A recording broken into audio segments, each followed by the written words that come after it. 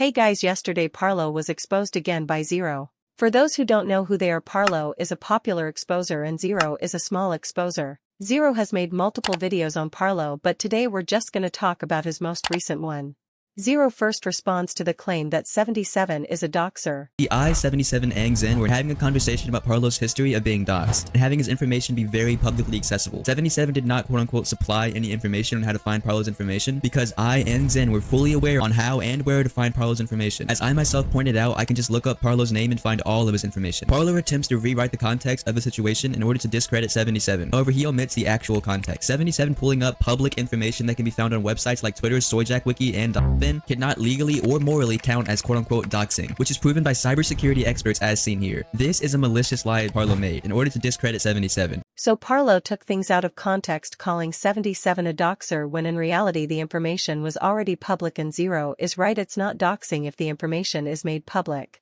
The next thing Xero would talk about is Parlo claiming they're malicious for joking about prank calling. Xero, Zen, and 77 agreed to not dox or prank call Parlo. Xero also calls out Parlo's hypocrisy. I also find it funny given how Parlo himself has said things way worse than this and attempted to write them off as jokes. A good example would be this clip. He's tried to use my admin members who said let's loot Q as a joke, and he knew that was a joke and then tried to use it against me. Parlo pretty much debunked his own point here. He himself acknowledges you can't use jokes against someone, but proceeds to use jokes against us and crops it to make it look malicious, knowing it was an obvious joke. Parlo also had all the group chat archives, and Parlo worked with 2 kids to dox people. The next thing Xero talks about is Bucketeer. In Parlo's video he claims that Bucketeer had Sam, but the video is just a gym teacher showing off his students' abs. To be fair, the video is weird, but it's not Sam because it's not sexual. The Discord server that Bucketeer ran was also not sexual. Here is Bucketeer's direct response to that claim. Yeah, and then he's also saying that I owned a server when I was 14 and 13 that allowed me and my friends to send like thug shaker gifts, and it's kind of stupid.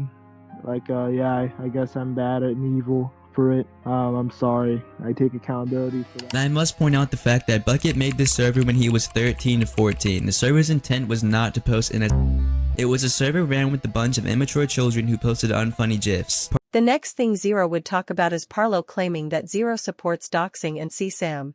Xero would say that Parlo has no proof of Bwu posting Sam, but Bwu is still not innocent and that he never defended Bwu.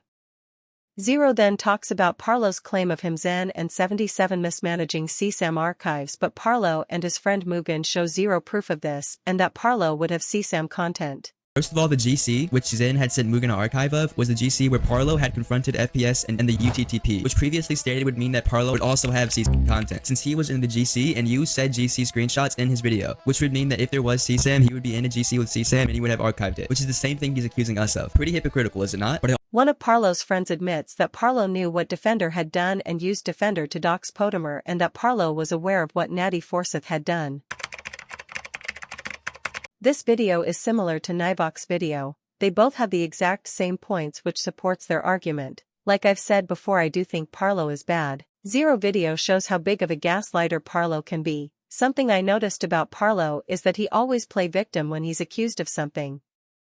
I don't think it's gonna be easy to expose Parlo due to the fact that he has a large fanbase full of children who believe everything he says.